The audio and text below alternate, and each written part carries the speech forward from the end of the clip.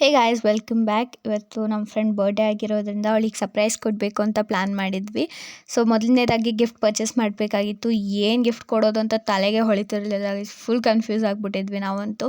ಅದಾದಮೇಲೆ ನನ್ನ friends hamper ಥರ ಕೊಡೋಣ ಅಂಥೇಳಿ ಒಂದಷ್ಟು ಐಟಮ್ಸ್ನ ಪರ್ಚೇಸ್ ಮಾಡ್ಕೋತಾಯಿದ್ರು. ಅದನ್ನೆಲ್ಲ ತೊಗೊಂಡು ಕೇಕ್ ತೊಗೋಬೇಕಿತ್ತು ಅಂತ ಕೇಕ್ ತೊಗೊಂಡು, ಹಾಗೆ ನಮ್ಮದೊಂದು ಫ್ರೇಮ್ ಆರ್ಡ್ರ್ ಕೊಟ್ಟಿದ್ವಿ. ಅದನ್ನು ತೊಗೊಂಡು ಅದನ್ನೆಲ್ಲ ಪ್ಯಾಕ್ ಮಾಡಿಸ್ಕೊಂಡು ನಾವು 3 ಜನ ಸೀದಾ ಹೊರಟ್ವಿ ಅವ್ರ ಮನೆ ಕಡೆಗೆ. ಆಲ್ರೆಡಿ ತುಂಬ ಲೇಟಾಗಿ ಹೋಗಿತ್ತು.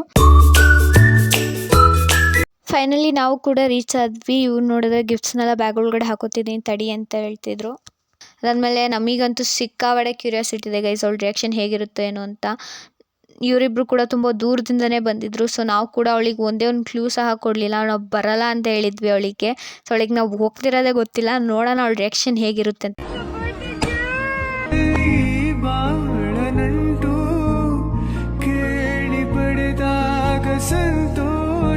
ನೋಡಿದರೆ ಅಕ್ಕ ಫುಲ್ ಶಾಕ್ ಹೋದ್ಲು ಗೈಸ್. ಅವಳಿಗೆ ಹೆಂಗೆ ರಿಯಾಕ್ಟ್ ಮಾಡ್ಬೇಕಂತಲೇ ಗೊತ್ತಾಗ್ತಿರಲಿಲ್ಲ. ಆಮೇಲೆ ನಾವು ಕೂತ್ಕೊಂಡು ಸ್ವಲ್ಪ ಟೈಮ್ ಸ್ಪೆಂಡ್ ಮಾಡಿದ್ವಿ.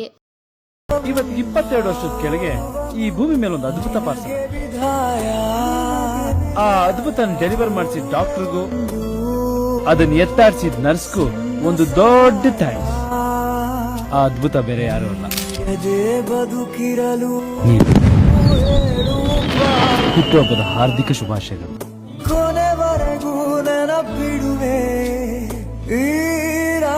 ಅವಳಿಗಂತೂ ತುಂಬಾ ಖುಷಿ ಆಯಿತು ಗೈಸ್, ಫುಲ್ ಖುಷಿ ಆದ್ಲು. ಇದು ನಾವು ಕೊಟ್ಟು ಗಿಫ್ಟ್ ಹೇಗಿದೆ ಅಂತ ಕಮೆಂಟಲ್ಲಿ ತಿಳಿಸಿ.